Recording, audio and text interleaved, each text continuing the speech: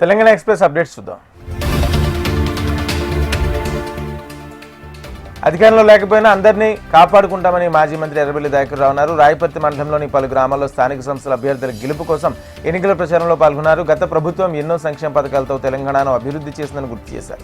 ఎన్నికల్లో BRS party అభ్యర్థులను భారీ మెజార్టీతో గెలిపించాలని కోరారు. ఖమ్మం జిల్లా కోర్టులో జిల్లా మేజిస్ట్రేట్ ఆధ్వర్యంలో ఈ నెల 21న లోక్ అదాలత్ నిర్వహిస్తున్నట్లు జడ్జి రాజగోపాల్ తెలిపారు. లోక్ అదాలత్ను వినియోగించుకోవాలని, సత్వర న్యాయం పొందాలని సూచించారు. లోక్ అదాలత్లో సమస్యను పరిష్కరించుకోవడంతో సమయంలో పాటు డబ్బు కూడా ఆదా అవుతుందని పేర్కొన్నారు.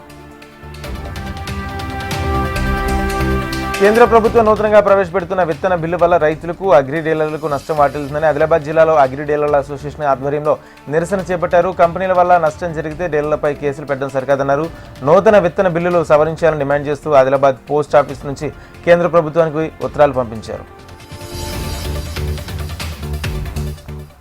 మెదక్ జిల్లాలో సిఐటియు మహాసభలు కొనసాగుతున్నాయి. అందులో భాగంగా రెండో రోజు సిఐటియు ప్రతినిధుల బృందం జెండా ఆవిష్కరించి అమరవీరులకు నివాళులర్పించారు.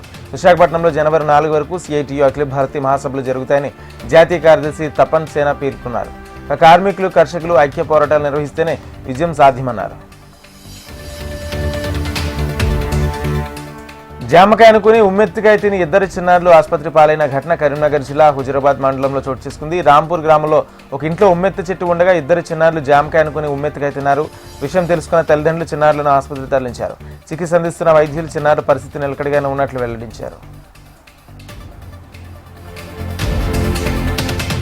సర్పంచ్ ఎన్నికల్లో పోటీ నుంచి తప్పుకోవాలంటూ ఓ ట్రాన్స్జెండర్ను బెదిరించిన ఘటన ఆసిఫాబాద్ జిల్లాలో చోటు చేసుకుంది. మార్లవాయి గ్రామ పంచాయతీ ఎన్నికల నామినేషన్ వేసిన సాధన అనే ట్రాన్స్జెండర్ను నామినేషన్ విత్డ్రా చేసుకోవాలని ప్రత్యర్థి ఒత్తిడి చేశాడు. దీంతో జిల్లా కలెక్టర్ పోలీసులకు ట్రాన్స్జెండర్ ఫిర్యాదు చేశారు.